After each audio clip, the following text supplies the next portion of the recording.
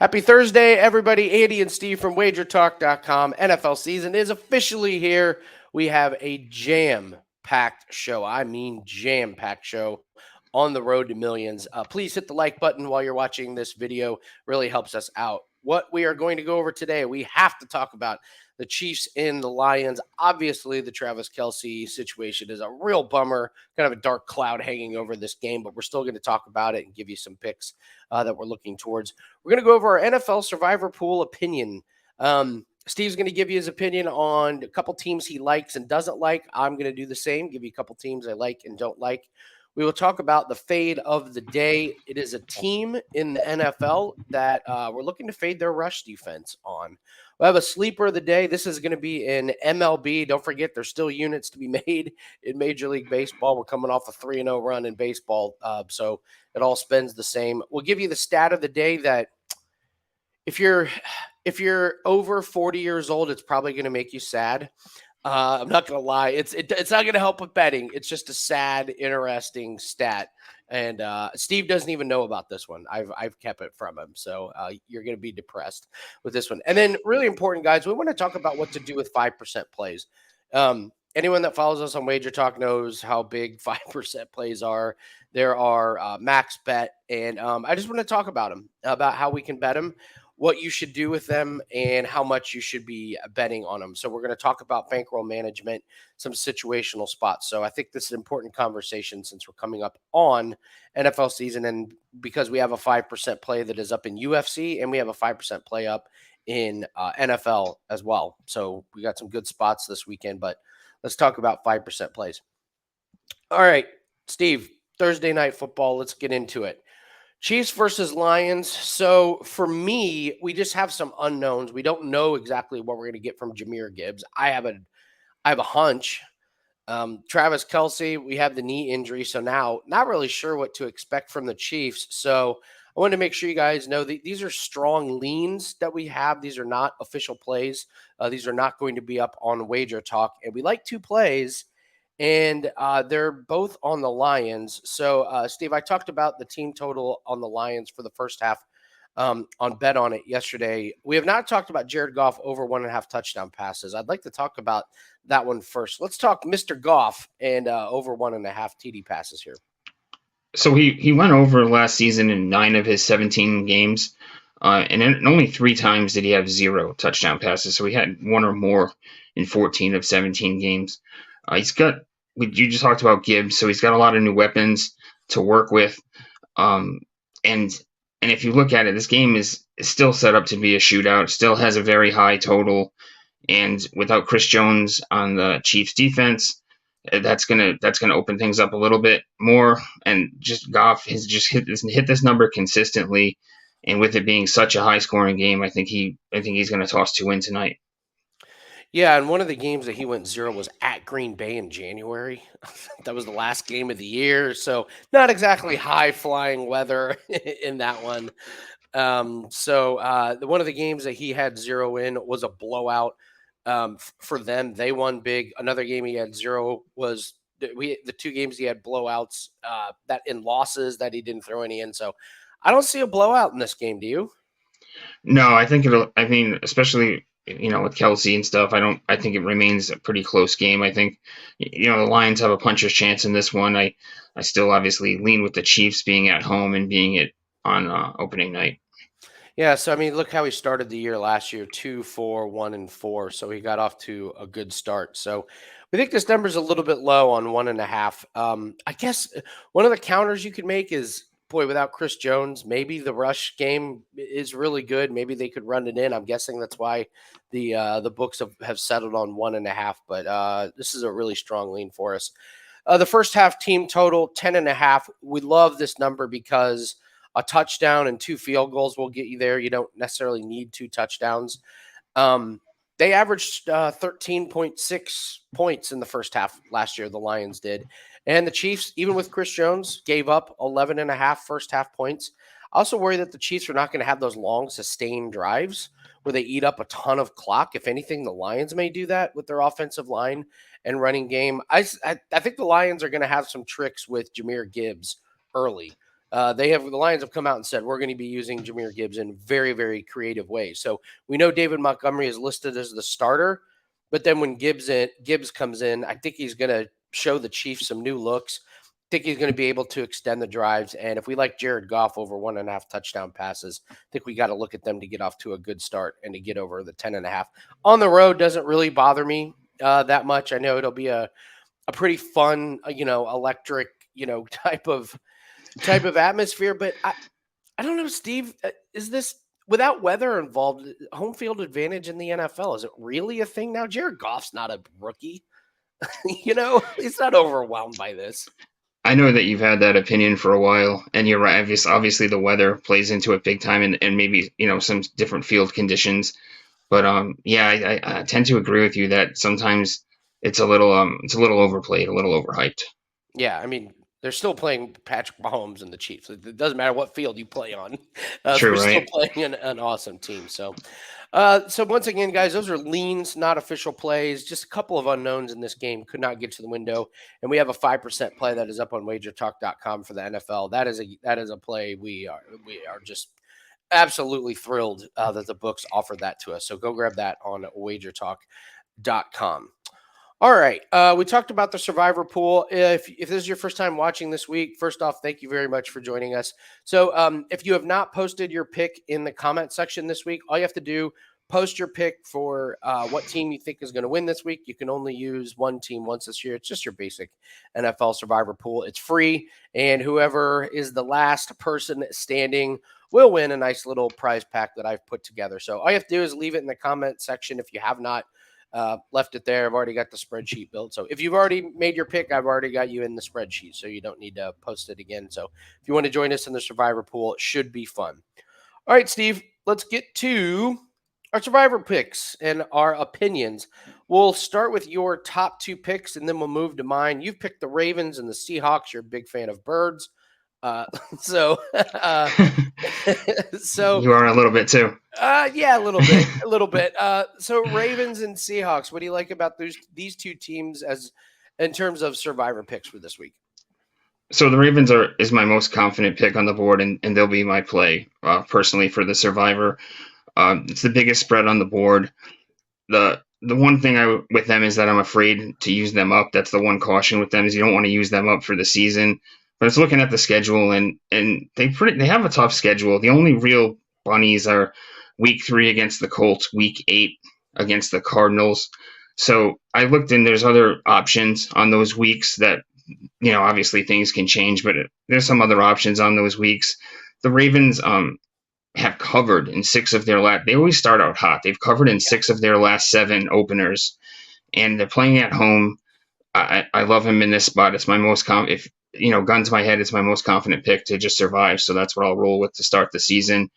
I have the Seahawks on the back burner. They'd be my secondary pick, playing at home as well. Plenty of weapons. You got that Rams defense that we've went over. Yep. We went over how bad that Rams defense is. Now the Cooper Kupp situation, he's not going to be involved in that game.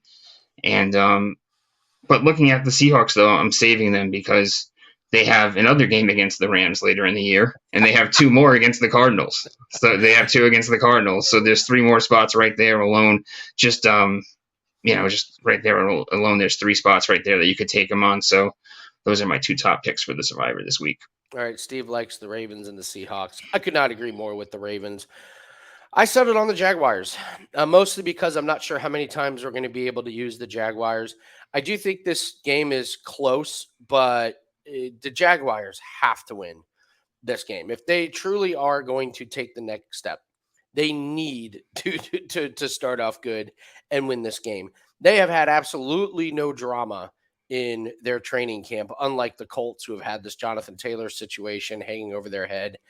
Anthony Richardson, I mean, listen, locally, by all accounts, he is as dedicated as it gets. The stories have come out about how he is by far the last one to leave. He's studying film. I just think his inaccuracy is going to be a real problem, especially at the beginning of the year. And I think there's a real chance that Richardson and the Colts get better as the year goes on. If he does continue to improve, I think the Colts could be not a good team to fade as the year goes on. So I like the Jaguars to win. I don't know about covering. I think it's going to be a close game, but I'm a Trevor Lawrence believer. I think that Calvin Ridley pickup was just absolutely huge for them, and I want to use my Jaguars and save the others. You covered it with the Ravens. I love them as well, but the Jaguars will be my pick. All right, teams that we think can trip you up. These are we're not saying they're going to win. We're just like, yeah, they a little worry a little bit. So you have the Commanders and the Eagles. So no surprise, you Homer think the Patriots are going to beat the Eagles. No, I'm just kidding. Uh, so Commanders, one of the most popular picks on the board. Why does this one worry you?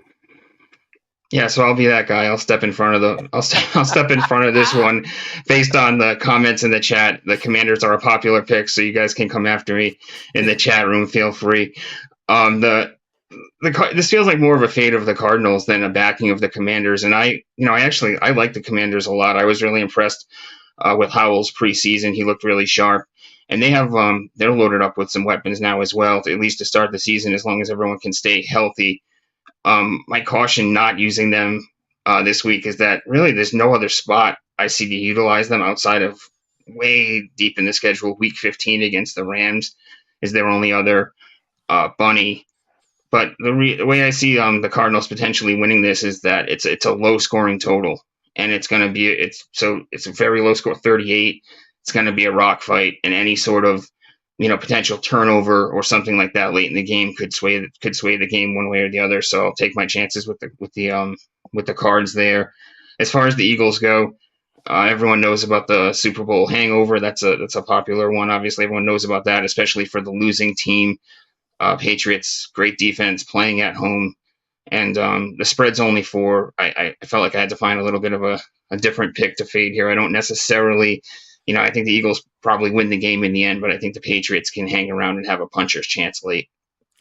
Yeah, again, we're like Steve is not predicting the Cardinals to beat the Commanders. Just saying, might worry a little bit. All right, the two I might be worried about are the Falcons. I've seen them picked. Listen, I think the Panthers are terrible.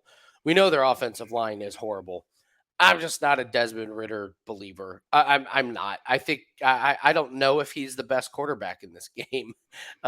He just doesn't give me a lot of confidence. And what I'm looking at here in this Panthers game is, what if I don't know, what if they have that just first week jolt of energy? They've got some surprises. Bijan Robinson is supposed to be, this monster. What if he's maybe not quite?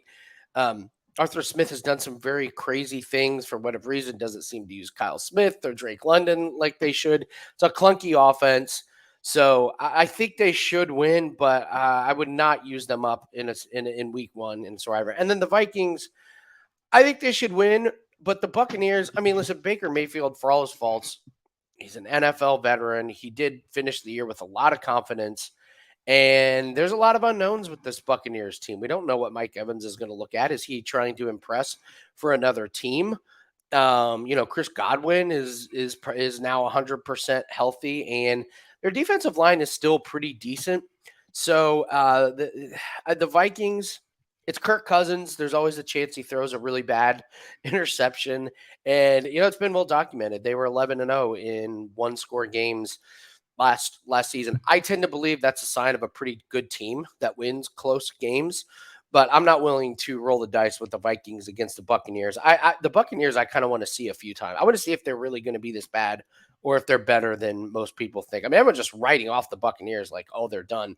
It's a weak division. If I'm the Buccaneers, I would start off the season feeling like we have a chance to win this division. So I don't think it's a throwaway season for the Buccaneers just yet. So again, we're not saying they're going to win. We're just saying these are picks that we're just a little bit worried about. All right, let's do our fade of the day. And please leave your comments, guys. If you disagree, agree with us. And if you want to join the Survivor Pool, leave your pick in the comment section if you have not already. So, Steve, let's talk about the fade of the day. It's the Houston Texans run defense. I am very familiar with this. Anytime Derrick Henry faces the Houston, nice spelling there. Houston Texans run defense. Every time Derrick Henry faces the Texans, I feel like it's just 200 yards and 2 touchdowns guaranteed. They got to do coach, but pretty hard to turn over the personnel. So why are we fading them? So the Texans' run defense allowed the most rushing yards last season, and they allowed a rusher to clear this total in 16 of their 17 games. J.K. Dobbins was great after the injury. When he came back, he cleared this total in his last 5 games of the season. Ravens, they've been a top 3 rushing team the past 5 years, so there should be plenty of carries to go around. I know, Gus Edwards is in the picture. Lamar Jackson, obviously, he could run the ball a little bit too, but the new offensive coordinator, Todd Monken, we've talked about how he's planning on utilizing Jackson more as a passer, so there could be a couple extra carries for Dobbins and Edwards. Like we talked about in the Survivor, big spread here, potential for a blowout, which means late in the game, Dobbins might get some extra carries to ice the game. And Dobbins is a guy in the short term that I would back. I wouldn't suggest backing. I would never suggest backing him on some sort of season-long prop, obviously based on the injury history. But in a week one, in a spot where he'll be motivated against a really poor running defense, 56.5 seems a tad low. Yeah, you're always going to be in a good spot when you're fading the Houston Texans rush defense. So that is our fade of the day. All right, what do we have up at Wager Talk? I have not changed these graphics today, Steve. Oh, September 7th. Sorry, I had my big fantasy draft last night. I'm a half step slow this morning. All right, we have our 5% NFL play that is up. Number one at Wager Talk last year. We're 21-9 in these. So we're very excited about that. We still have our 5% UFC play that is up. If you have not grabbed that, go grab that. And then MLB play of the day. I mean, listen, Steve, we still haven't kicked off the NFL season and we're cashing MLB tickets. I don't want to slow down in MLB. So these units are really, really great. So real quick, just talk about what we hit this week. Yeah, so we're on a great 3-0 run to start the week. We rode the Orioles in the series against the Angels. We were able to get them in early in a couple of those games and get the money line in 2 of the 3 games, but we also cashed the run line in the game we needed to. Yeah, like you said, MLB is still going strong. And, last month of the season, generally playoffs is where we take a little bit of a step back, where, the regular season is our bread and butter in the MLB. So this is it's our last swing at it here, the last month of the season. So looking forward to it. Yeah, absolutely. So let's cash on MLB plays. The play's only $9, guys. So if you want to grab that, grab some extra units before NFL. So 5% play up in NFL, UFC, and our MLB play of the day. And if you want to save a little money, you want to grab all of our NFL plays for the first 30 days. Use that promo code now. It's NFL99. Get you 30 days of NFL plays for $99. Number one in 5% plays, number one in NFL totals last year. So last year was a fantastic year. We look to pick up where we started. So if you want to get 30 days of clues, and yes, this includes all 5% plays in the NFL. So NFL 99 for $99. Use that promo code at wagertalk.com on checkout. All right, speaking of the MLB, we're going to go over a quick little sleeper. Then we'll talk a little bit about what we're going to do with 5% plays and how we should play them. And then we'll give the stat of the day. But this is off of everyone's radar, but that's why it's called a sleeper. So we're going to Major League Baseball. We're talking Michael Harris II, and we talk about his over 1.5 hits plus runs plus RBI. Steve, what'd you find about Michael Harris? So Harris is on a 9-game hitting streak right now. He's on fire, and he's cleared this HRR prop in 7 of those 9 games. 3-3 in his career against Adam Wainwright, who has been just getting lit up. His ERA on the season's over 8 now. His ERA, it's a little sad. It is, because this guy, we have some good memories with him. He was great for us last year at points, in the season before especially, though.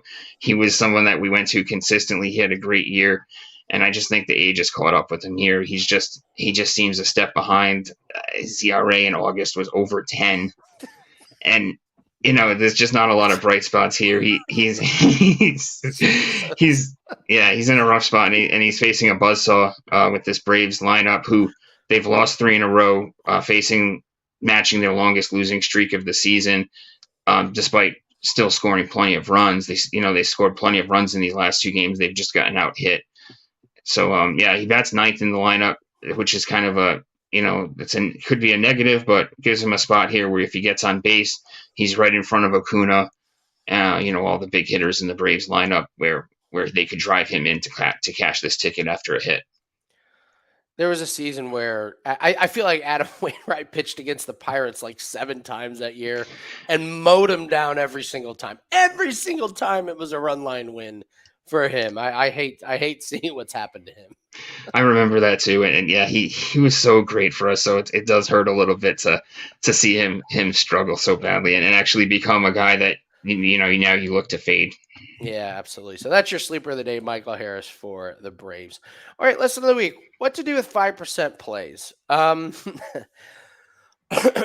right, so here's what I know are the various ways that people play 5% plays. They get a 5% play and they bet half their bankroll on it.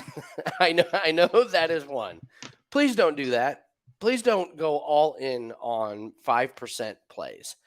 In my opinion, there's a couple ways to do them. If the way that WagerTalk grades them is if we have a 5% play, we have to bet as much as it takes to make 5%. So if we have a 5% play on a play that is minus 110, we are risking 5.5 units to make 5. So anytime you have juice on a 5% play, you're betting, you're going to have to bet a lot more in order to profit 5% plays. There's no law or rule that says you have to do that. And this comes down to your comfort level. So an option that you can do with 5% plays is just bet 5% of your bankroll. If you want to do that, you're going to profit a little bit less. But what we don't want is to have you be very nervous about a play. And you just don't want to be shaking at halftime when a play is close. Like that's when you know you've bet too much. Is when you're just terrified about winning or losing a play, or when your entire weekend comes down to this one play. That's not where we want you to be. So it comes down to your own comfort level. And if you're going to be with us for long term, which I hope you are. We're up 90% this year. So we want you to hang around, but we want you to be consistent with how you're playing 5% plays and the 5% plays that we give out. So, for example, we have a 5% play that will hopefully cash on Friday. All we need is Djokovic to win, and that cashes a 5% play. Then we have a 5% play on the UFC, and then we're going to have a 5% play on NFL. So that's a lot of 5% plays coming in one weekend. And if you're not comfortable with having 20% of your bankroll in on 3 plays, I totally understand it. So make sure that you're comfortable with how much you're betting, and also make sure you're consistent. So if you decide, I'm only going to bet a max of 5% of my bankroll, be consistent with that number that you set for yourself. Bankroll management. This kind of goes back to the road to millions.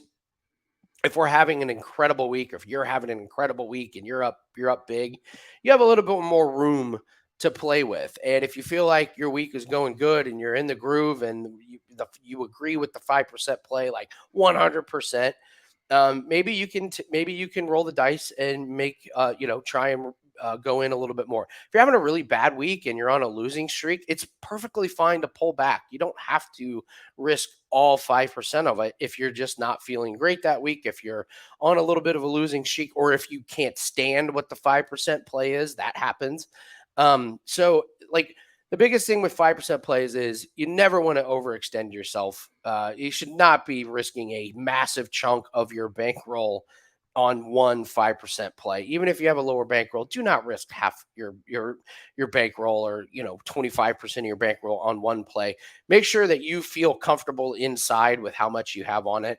And then your bankroll management. How's your week going? Do you agree with the play? How does it fit with your betting strategy? If you already have a ton of NFL plays, you don't have to play another like 5% plays on top of it. So just when I talk about 5% plays, remember it's one play. It is just one play. It's a very confident play, but it is just one play. And we look at long term. We look at how we're doing over the course of a week. And so, Steve, do you have anything that you want to add to 5% plays? Yeah, what stuck out to me was that, if you're nervous with the play, then I feel like you're kind of doing something wrong. We've had plays in the past that I've been nervous about, or you've been nervous about, or both of us for that matter. But now I look at it with, like, especially with with MLB, where we're betting a consistent amount of low units, where on a night I'm looking to win every night, obviously, and I'm not happy when we lose, but I can accept a loss and say, okay, well, we won the two before that, and we're going to win the one after that. So we're in a good spot still. You know what I mean? Where one loss isn't so much to me. Um, I do stick with the units that I personally stick with the units that we list. So the 5% play, I will be playing for the 5%, and we've been profitable with that. But I'm also very confident in this play, and I'm comfortable putting those units on the play. So it's about, like you said, the comfort level, and you don't want to be nervous. You never want to be, like you said, half your bankroll on a play where you're looking at having to re-up your bankroll if you lose a couple of plays. Yeah, we were high volume in 5% plays in the NFL last year. I mean, being able to fire off 30 plays that we graded at 5% over the course of an NFL season is a ton, but we were super confident in them, and they worked 21-9. I mean, it's an incredible hit percentage. And, don't forget, if we're hitting 57, 58% of our plays, we're going to be up big at the end of the season. So that's 5% plays. And if you ever have any questions, please DM me. If you want to just talk about 5% plays, just DM me, because I know they mean a lot to people, and I know that there's always a lot of money riding on these 5% plays when we put them out. So don't be hesitant to reach out if you want to discuss anything. Just hit me up on Twitter at Bump Sports, or leave a comment below. And again, any questions, do not hesitate to ask us. We are monitoring the comments and questions all day, so please don't hesitate to ask. All right, let's do the stat of the day, and then we'll get out of here. All right, Steve, you ready? Let's do it. This is a depressing stat about a childhood hero of us. Are you ready? Yeah. Jim Harbaugh has more NFL rushing yards than Bo Jackson. Oh. Man, you really know how to hurt a guy. You're like, man, like. Bo knows, man. Oh, man. Oh no, Bo. Harbaugh, 2,787. Bo Jackson, 2,782. Oh man. So just stop the video. Yeah, I thought we'd end on a good note. Don't forget to go get our best bets, guys, if you're feeling great about yourself. That's wild. That's interesting. Yeah. So there's your stat of the day. It helps nobody with betting. The only thing it does is it brings us down a little bit. It dampens the spirit a little bit. But what a fascinating stat. I could not believe it when I stumbled. I actually heard somebody mention it on a podcast, and I didn't believe it. And then I looked it up, and yeah, that is 100% true. That Jim Harbaugh has more NFL rushing yards than Bo Jackson. So shout out to Bo, shout out to Jim. Great careers. One obviously lasted a lot longer than the other. So yeah. All right, guys. After that note, good luck on all your place night, guys. Remember, do not overextend yourself on the first game of NFL season. We have a lot of games. It's a very, very long season. Go grab our 5% NFL play, grab our 5% UFC play, and don't forget to get that MLB play of the day that is up. It's only $9 today. So looking forward to profiting in that one. Our week tomorrow, depending on Djokovic, is going to have a big impact on our road to millions and our plays over the weekend. So looking forward to that. Good luck on all your plays tonight, everyone. Don't forget to set your fantasy lineups. Don't forget to get your picks in for survivor pools, all that stuff. So good luck, everyone. We'll see everyone tomorrow on the road to millions. Good luck.